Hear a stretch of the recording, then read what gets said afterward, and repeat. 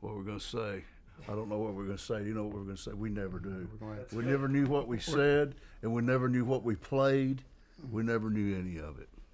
We'll just keep asking the same question over and over. You can do a different answer each time. Sounds great. Probably what'll happen. Oh, yeah, I remember that. Well, I bet that arm's getting a little tired, isn't it, It Mark? will. It will. That's why. Oh. Anytime, Dave. Mark's wanting us to get with it here. All right. I wanted to start off kind of going back pretty early, but when you guys came over from Fame to start the studio, and just what led to that decision to go from being studio musicians there to starting your own kind of all-in-one place? At the time, we had, I would say, graduated to playing on recording sessions, which was a dream, I guess, of David's and myself and Jimmy and Barry. And so we played recording sessions, and Rick Hall was making a new deal with Capitol Records. And that deal that he would have made, that he was making, would have confined us to working with just one person. He just wanted us to be exclusive. Wanted us to be exclusive, and so we wanted to work with different folks. And go ahead, Dave. Well, at Take that it away, time, Dave. at that time, we had been working, besides with Rick, we'd been working with a lot of other artists and producers, and we were having fun doing it and making some pretty good money. And the deal Rick was offering us was, for this exclusive deal, was a less than what we were making. And so that prompted us to think, well, we don't want to do that. And also the availability of this studio for sale. Jimmy and Rodger found out about it being for sale, and it just happened at the same time that this deal was going on with Rick, and it just seemed like a great thing to do. Little did we know. Fred Beavis, the guy who had this studio at the time, I would come over and play on his country demos. He was doing country music, and and some gospel. I've always been a fan of country music, listened to Nashville music all my life from a kid. And I would get to come over here and play drums on country demo songs. And every time I would come over, he would say, you guys should buy the studio. He said, you guys would do real good with this. And I really didn't think anything of it, but every time I would come over here, he said, you guys should buy this studio, because he wasn't really doing well with it. And as David says, we were working with various artists and doing different things with various artists. And we had met with Jerry Wexler and a few other people. Who had been our clients. Were our clients. And so we kind of had the idea, we've got some clientele a little bit, so instead of being confined, why don't we get our own studio? And so we went about doing that. And was it still pretty? I know the Muscle Shoals sound was already kind of a thing that people knew about. Obviously, you were talking about you had clientele. Were you confident in that? Was it still kind of scary going out on your own? It was a little scary, I think. It was very scary for me. I put my life savings of $300-400 into this. No, it was a little more than that, but I put everything I had on the line. I think and Jimmy did, and I think I can't remember the exact figure, but it was $1,800 or $2,500. Barry and I came in with a little money, less than what they had, because we had less. And it was scary. We were worried that we would have clientele after we got over here. But part of when we did buy the place, we made a deal with Atlantic Records and Jerry Wexler. We had to update the equipment, and so they lent us money to make these updates on the equipment.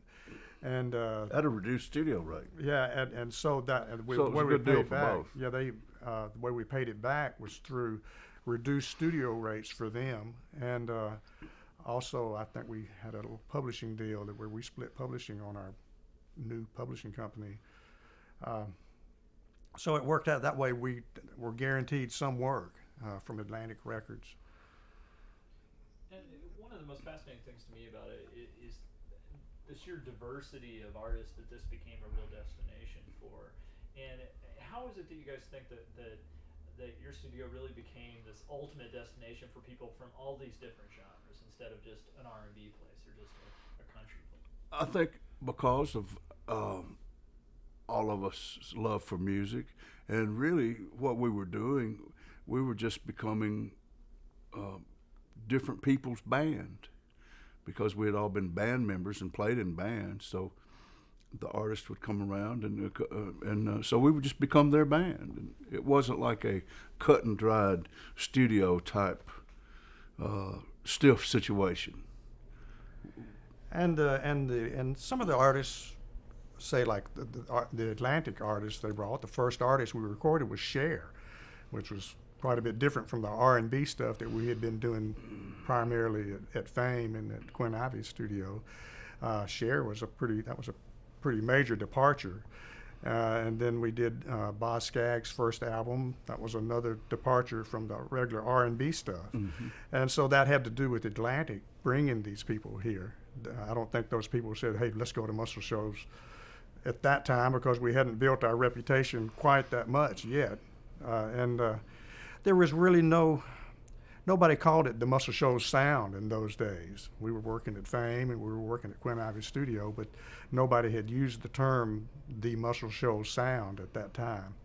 It was after we started doing it over here and named our studio that they started using that term.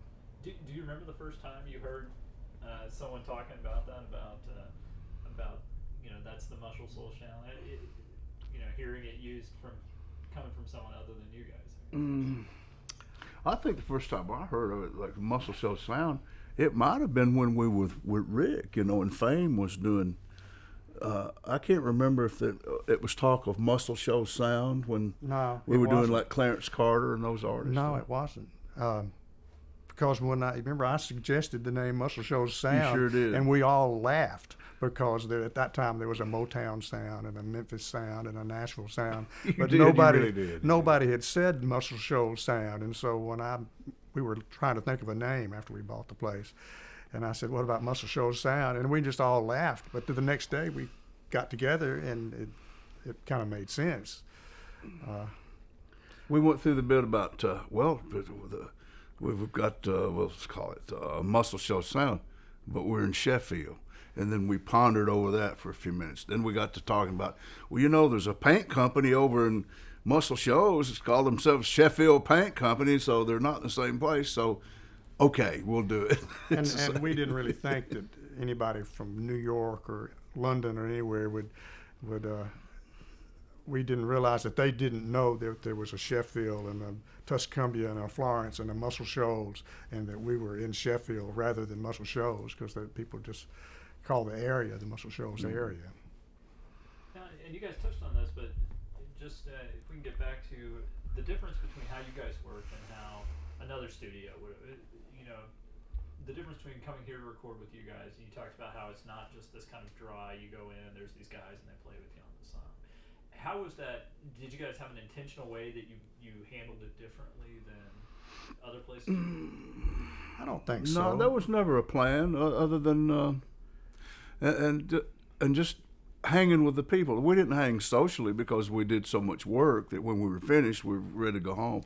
But just hanging with the people to make sure that they got what they wanted and what made them feel good about their own music. And we were there as their band, to supply them with what they needed as best we could. Yeah, I remember before Paul Simon came and recorded, we were riding around in one of our cars. I don't remember if it was Barry's or Jimmy's or something, and listening to Bookends or something on the radio, and kind of listening to the sound. And it was a conscious effort to try to sound like who Paul Simon's band would sound like. And we did that, I think, with most of the artists we worked with. Yeah, we listened. We tried to imagine what Rod Stewart's band might sound like, or Paul Simon, or whatever artist. And do you think part of that was because since this had been a major investment, you guys own this place, that you maybe felt more invested in? Oh, absolutely. Maybe- I think. I mean, our backs were to the wall, I guess, in a way, Mm-hmm. because we knew we couldn't go back to fame. Yeah, we couldn't go back there. Rick told us that the first day. He said, "You're finished in this town," or something to that effect. Oh, I don't know. He didn't say that. I can't remember what he I said. think he said, "You'll never work here again," or something. But But- anyway, we knew that we had to do it, and it was our name on the line there. And he said we'd never make it. Yeah. You know what? He was right. We don't own this anymore. He still owns his studio. He won. Didn't He won. Did the stars, the folks who come in, I don't know how many of them, a lot of them I'm sure were already stars, but did they treat you guys differently than you think because of your reputation and because of who they knew they were dealing with? Do you think they treated you than they would have other studio musicians? Maybe later. And at first, I don't think that a lot of them were even aware that we owned the studio, and not that it's not like you own RCA Victor or anything, owning this little studio. But I think as our after we cut some hit records and our reputation grew, I think they did treat us with some respect then. I don't think anybody ever treated us badly, but I think that we were treated with more respect as we built our reputation. David always treated me badly. We never got along doing it. He always treated me badly. No, I'm just joking about that. Really, in a lot of ways, all of us taught each other how to play in a crazy way. But we wanted to do it so bad that I would hear a bass part off of a record. And I said, David, you got to hear this. And he'd bring me something. But in a lot of ways, we taught each other how to play and what not to play, I guess. Did that feel strange when you guys would tour with another band or when you would play with other people? Did it feel almost like you were... Well, we didn't do it. We didn't tour with another band that much, but we went out on the road with Traffic, and we may have done. We did the thing with Candy State in New York and Boston or somewhere, but we weren't. We did the Montreux thing. Yeah, but that was much later. We really never really toured or played live. Once we got into the studio business, we were here. I felt very exposed. I mean, I was totally out of my element doing something like that. Studio work I was cloistered in here in the studio with good musicians, and it had a safety factor to it. And then going out playing, I felt very exposed and uncomfortable. I still feel pretty uncomfortable playing live compared to working in the studio. I do play live, but for years we never played live. Right. The studio was our life, and it was every week, nearly every day. We were working here, and it's a small place, so nothing was moved very much. So it became like our living room almost. Jimmy's guitar was there, Rodger was there, I was back there in the corner. It never changed. I sat in that room for 10 years. Basically, wasn't it, David? 10 years?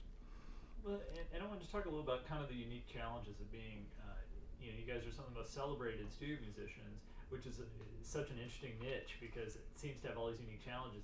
You obviously have to be really good, but not showy and not so good that it kind of... Yeah, you have to support the artist you're working with. You can't ever, it couldn't be about Rodger playing a drum solo. Rodger had to play the correct drum part for the staple singers or whoever we're working with.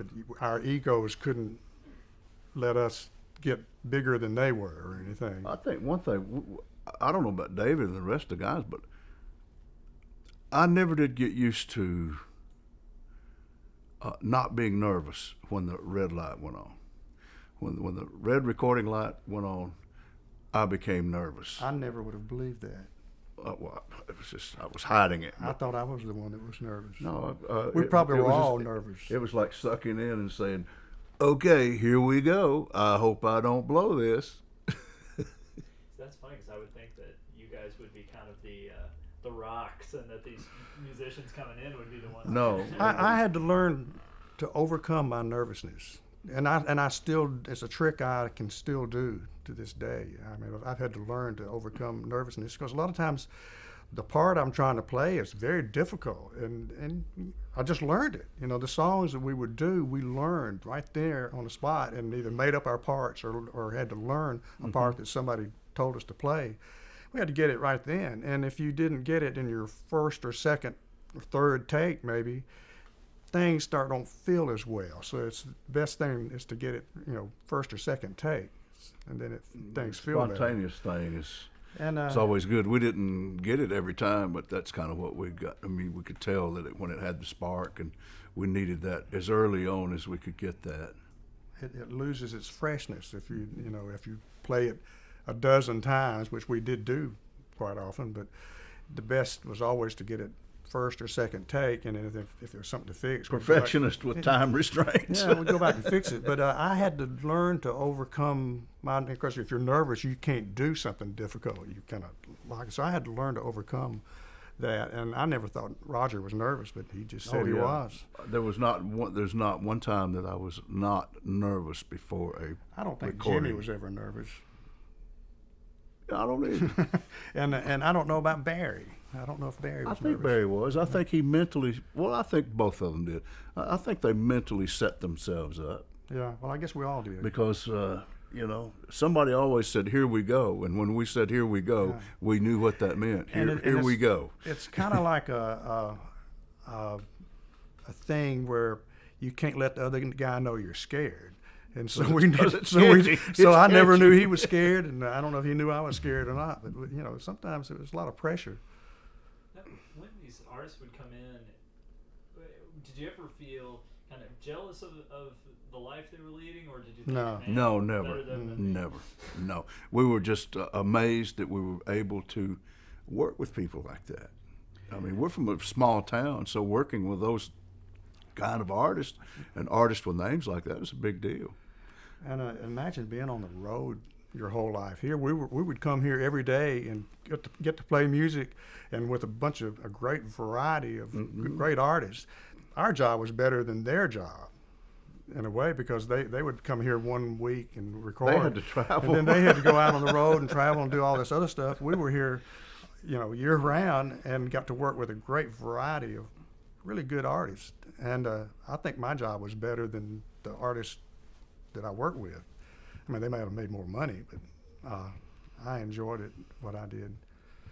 I don't really, to this day, I don't envy anybody who is on the road all the time being a musician.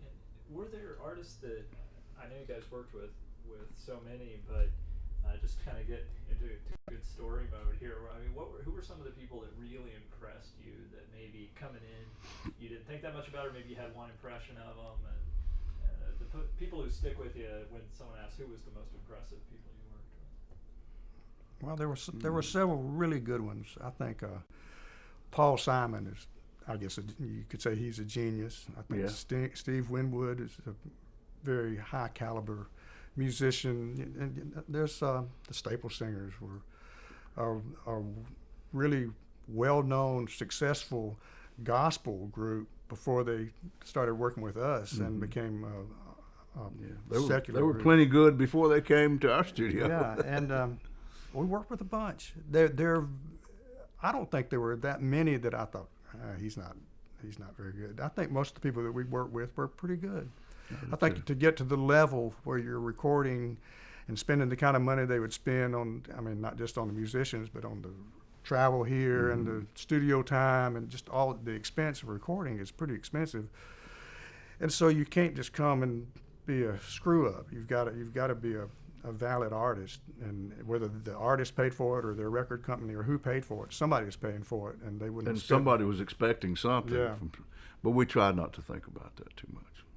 Well, that was one of the things I was going to ask too. Is a lot of these people are at the peak of their career, the peak of their excess. But when they came here, were they all business, or were people still? Did you guys end up having to corral people every once in a while to get them focused on getting the job done, or since they were renting your time? I don't really remember No. having to do that. No. No, we didn't do that kind of work. They were paying us. They were paying studio time, and they were paying us for our time. And we were here to serve them. And so they could spend that time messing up or working. And most of them, I think, all of them probably worked. I can remember sitting around waiting on Joe Cocker. If Jimmy were here, he'd have some funny stories about that. But Joe Cocker was here recording, and there was a couch back in the back of the studio, and he stayed on that couch for several days. 3 days. Yeah, without doing anything, singing or anything, and we were trying to play and earn our money and the whole bit, and try to get some kind of flicker or glimmer of enthusiasm. And I think from Joe. The only real record he cut was after we had gone home Yeah, one night. so. We'd gone home, and I think Wayne and I don't know who else. Wayne Perkins. Maybe the drummer that was with Leon or somebody, I forgot who, but the best stuff he cut was when we were gone. And he just sat on the couch. He had I won't say he had a substance problem, but he was indulging in substances that made you sleep on the couch most of the day.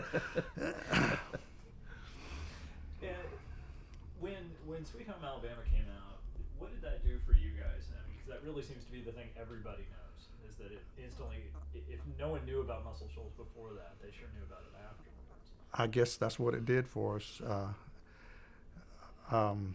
It was recorded in Atlanta, and this was after our association with Lynyrd Skynyrd was over with, and they called Jimmy and said, we cut a song, and we mentioned you in the song, and we said, cool, and then it came out, and it was a big hit, and so that was... I really didn't think anything much about it. I thought, well, what a neat thing for somebody to say. That was... Was it kind of a gradual reaction that you started hearing? Well, it's over the years. Over it's the years, built, it's but bigger, gotten bigger. It was, the Skynyrd guys more or less got their start here, and Jimmy worked with them in this building and also at another studio. But when they left to go to work with Al Cooper in Atlanta, the tapes that Jimmy had done, everybody had turned down. And I think one of the reasons why they had turned it down is the manager of the group or something was taking the tape around, and somehow he had gotten the tape twisted on the reel.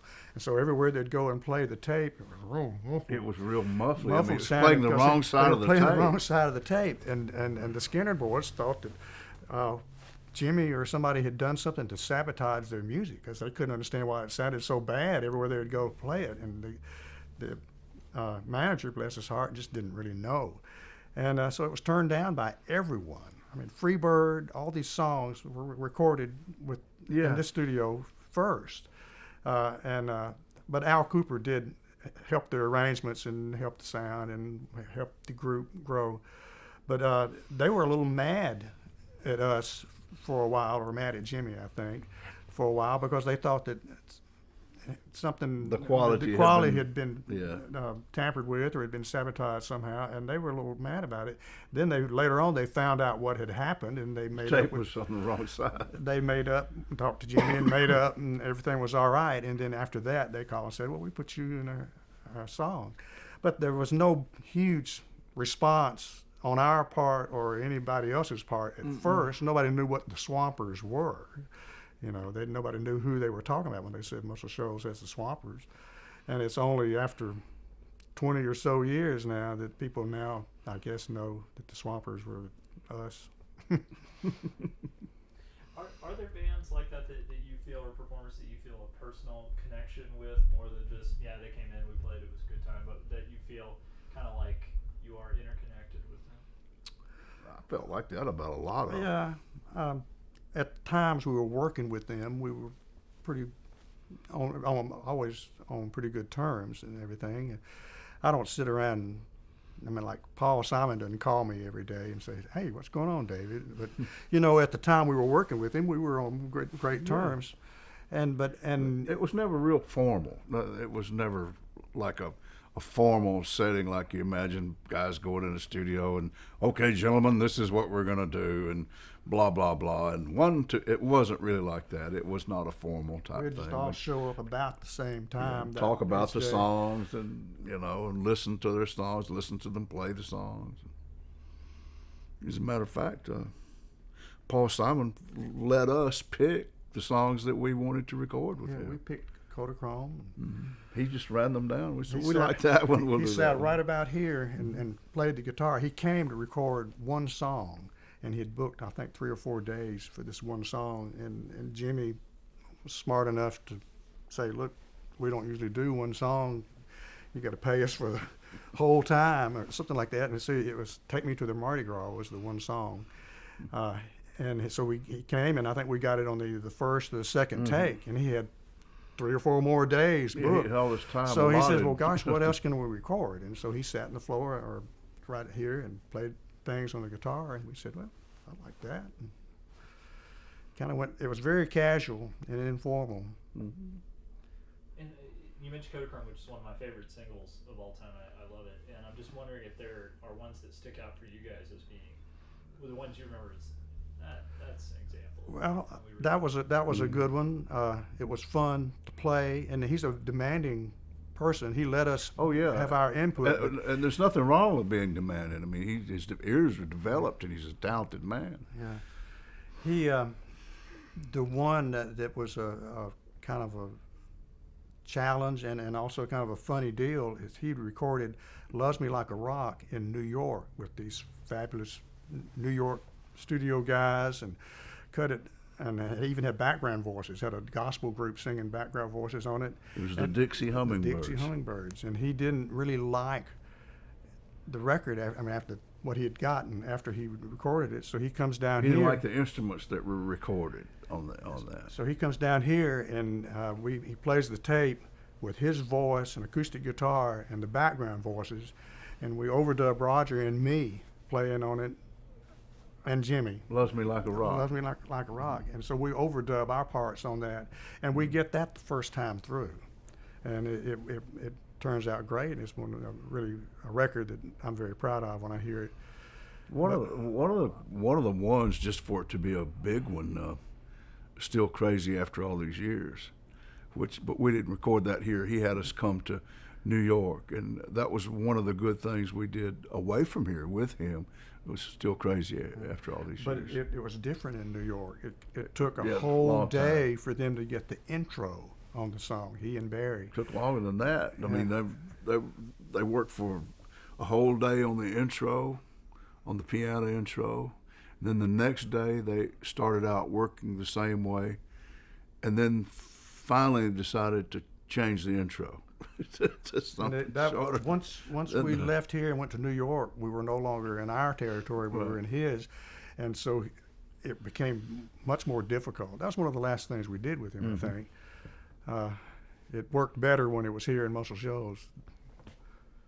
And just wrapping up here, I don't want Mark's arm to fall off, but What an arm. I mean, do you think that if you guys were just getting your start now, I mean, could a setup like this still work in today's music industry, or has it just changed? Gosh, I don't know. In today's music, no, I don't think so. I don't either. If it, since I'm a rhythm type person, I would probably be programming drum machines all day, It's a and different, or other things. it's a different thing. It's different. In those days, you could still record something on a Tuesday and have it out, and the next Mm-hmm. week possibly, and you could take the tape you made and go have it played on the radio and listen to it and say, oh, it needs a little more this or that. And it was things were done differently. I mean, nowadays it's just totally different. And there's nothing wrong with the way things are done nowadays. The writers have their home studios. There's less need for a studio to go to because the equipment has shrunk and can be put in small places, and it's much more economical. But there's one thing missing, and that is a group of people getting together and sharing knowledge and sharing ideas on the spot to record something, where all the equipment now is pretty much, it doesn't allow a group of people to get together and say, hey, we're going to do this, let's see what this sounds like, and then be able to do it right then and analyze it and not have to sit around until something's tweaked up or got on beat or in tune, or we had the luxury of a group of people, and that's what made it great. And we didn't know, I don't think at the time, but I don't believe there was another band that owned its own studio that would record like we did, rhythm section, that would record with people like we did. At that time, we didn't know that was an unheard of thing. We just we needed a place to work, and we made a deal with each other that we worked together, no matter what, and we didn't go any. We said we're not going to record unless we record here in our studio, and we stuck to that. And nowadays, I don't know if anybody would make that kind of deal with each other. Everybody's out for themselves now. I was really kind of out for myself in a way, but I just had you guys helping me, Well, whatever it was, it worked. And there's obviously you guys had a legacy, just in the sense of what Muscle Shoals contributed to rock and all these different genres. But do you think that you guys did have a role in shaping music? I mean, are you too humble to think about that? I don't know. I'd love to say yes and pay me for Shaping that, it. but I think the artists, I think that helped us shape. We wanted to shape for them, and they wanted a shape. So it wasn't our goal to reshape anything. And if it was our influences that shaped anything, it usually came from the artist or the songwriter. Well, guys, I could talk to you all day, but we should probably wrap up. Did you? Well, I mean, again, talking about, do you guys experiment with technology now, or do you guys still try to? We have. But there's people a lot better at it than us. yeah, the technical end is always the realm of the studio engineer, and we've pretty much let them do that. I was think. always the adrenaline junkie, being able to see it happen right there on the spot. And yes, I can do drum machines and all that stuff, but it's not satisfying to me. I always say to my son, who's 15, and he's, I play the stuff that we grew up listening to, you guys and everything else in the 60s, 70s, and if I get Sirius radio in the car and I rent and he's with me, I'm playing, classic vinyl or whatever, and he says, oh, what's this old classic stuff? Let me put on, so, he wants to listen to the hip hop, he wants to listen to some of the alternative, although he's getting tired of that because it seems like that scene's kind of gotten a little stale. And my feeling to him, and I say to him wholeheartedly, and I really mean it, is I feel sorry for that generation that you are not going to be hearing this stuff 30 years from now. Yeah, I wonder what records that are out now, current records, will be classics in 20 wonder, years. I wonder that too. What will be the classics? I'm sure there will be, but I sure don't know what they a lot are. of it is throwaway stuff, and I think, like what Rodger said earlier, the greatest thing, or one of the great things, was our working together as a group, and that rarely happens nowadays with the technology. Somebody will come in and put a drum track down, and then somebody else will come in and put the bass part on, or it's all done piecemeal and not together as a group, and because of economics. The energy doesn't bounce off of one another. A guy can walk in with a drum machine part, he's got his energy, that's fine. A guy can come in and the next day and maybe overdub the bass, and he's got his energy, that's fine. But when you got everybody there together with the energies going at once, it really turns into something good. So, I mean, in a way, do you feel it's harder to make a record now than it was 30 years ago because of that? It's going to be harder to find anybody that can do it like we did it, because they don't have we learned how to do this working together in the studio. It takes more than one person. I mean, there's always a genius producer or genius musician, but there's always more than one person involved to get all those energies bouncing off of one another. And changes, changing things in split seconds instead of having to wait for a piece of equipment to be readjusted or any of that. Yeah, I work in studios every now and then now, and I work with engineers or producers who have never recorded a live band in the studio. I don't mean like live on a stage, but a rhythm section working all together at the same time. There's a lot of engineers and producers and people who have never had that experience, and that was our total experience. That was our whole experience. many souls at once. Mm-hmm.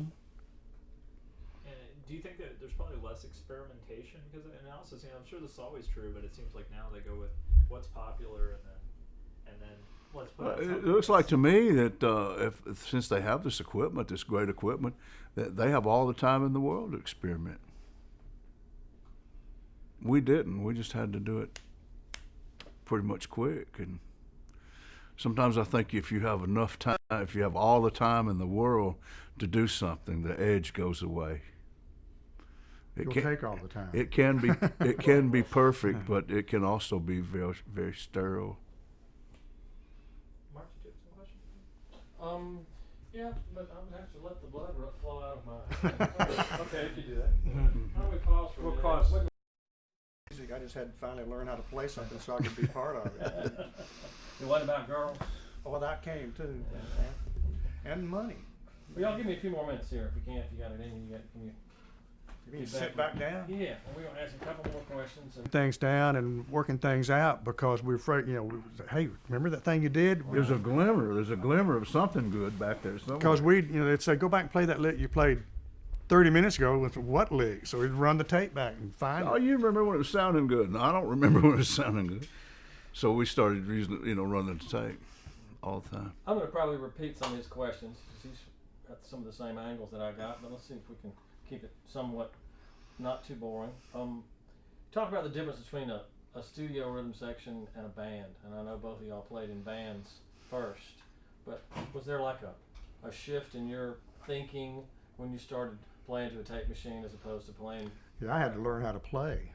I mean, really, when I played in a band for probably 4 years before I started doing studio work, and I really had to learn my instrument and I had to learn song construction. I had to learn what a verse was and a chorus. I did too. I didn't know what and, those and meant. the format of a song. Before that, if it was a song, I just learned it from beginning to end. I didn't think, well, this is a verse and this is a chorus and all that. So there's that, and also the discipline of not playing every lick first song, first time. You got to save some for later, and knowing not to overplay because it's not about me or him, it's about the artist that you're backing up, supporting. And back to what you were saying, Mark, or talking about, the first record that I ever played on in my life, the very first one, it was such a big deal. It was something I had prayed for years.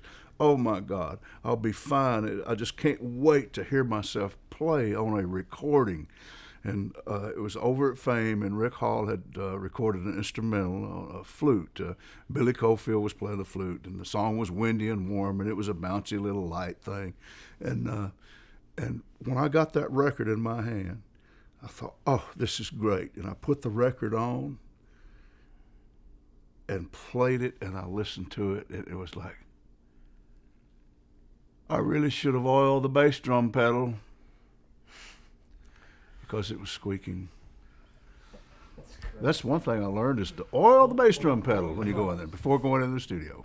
The other thing that people talk about, Wexler talks about, and producers that came here talked about y'all's way of approaching a head arrangement as opposed to charts and things that were a lot more structured. That you would have, particularly union card arrangers and people like that in New York and other major markets. But guys would come in here, and you talked about this a little while ago, with a song idea, and they play it for you on their particular instrument, guitar, piano, whatever, and then y'all would make up a head arrangement and make up your numbers chart.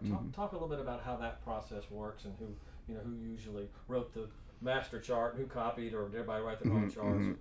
The whole number system. Barry would usually write the charts. Him being the keyboard player, he would sit with the artist, and the artist would either play him something, or the producer would play a demo of a song.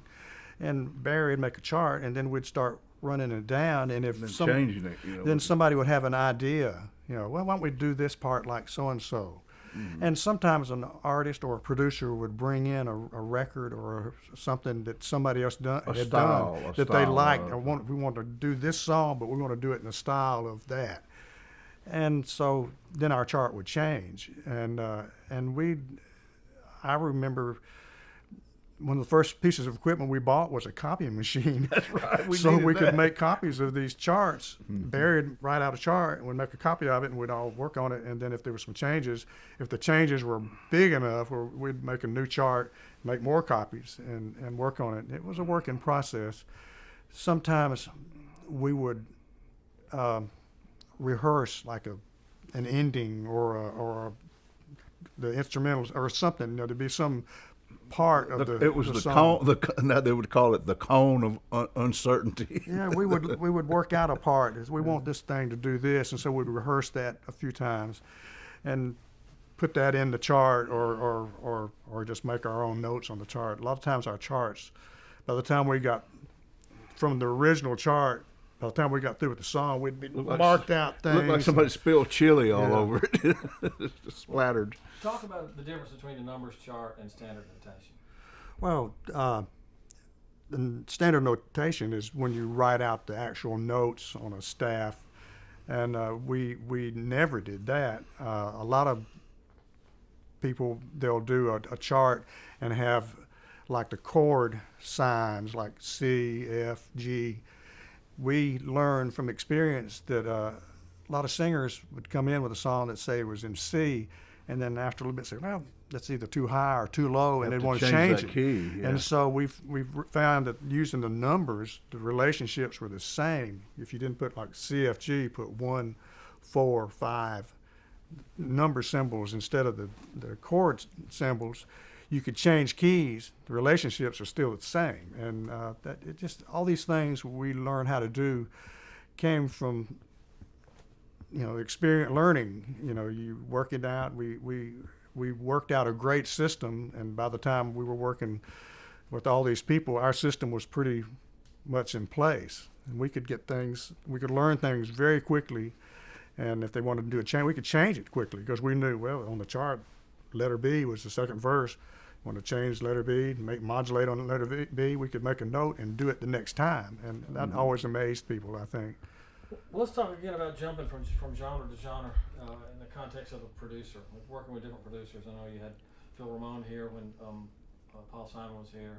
Wexler brought a whole lot of things. Talk about how a producer functions in this process of putting the arrangement together, and would he say, no, that's too fast, or that's too slow, or, you always refer to the artist being sort of driving this thing, but how much of it was artist-driven and how much of it would it be somebody like a hands-on type producer? That would change from Yeah, that time would to vary. time. Yeah, Depends. that would change. If it's somebody like Bobby Womack would pretty much produce his own stuff, and he came in having a pretty good idea of what he might want. Whereas, say, Jerry Wexler brings in Cher or somebody. Jerry has already spent days or weeks picking the material, finding out close what keys they're going to be in, talking this over with the artist, Cher or whoever. And so in those situations, like that kind of like the Cher thing, Jerry would have been a real producer and worked all these things out ahead of time, and then all we would do is just kind of do our arrangements. And he loved doing it that way Yeah. because before they would there at Atlantic in New York, they would hire an arranger, and they were stuck with what they got that day. I mean, they'd spend money on this whole big deal, and whatever they got was what once it got underway, they couldn't change it. If a change would mean all these musicians sitting around and getting paid while the arranger goes back, writes out these new charts. It And, wasn't affordable to do that, so that turned Jerry on. I mean, it amazed him to see, well, if they don't like this part, they just change it, And he'd say, change that. We'll say, what about this? He said, that's fine.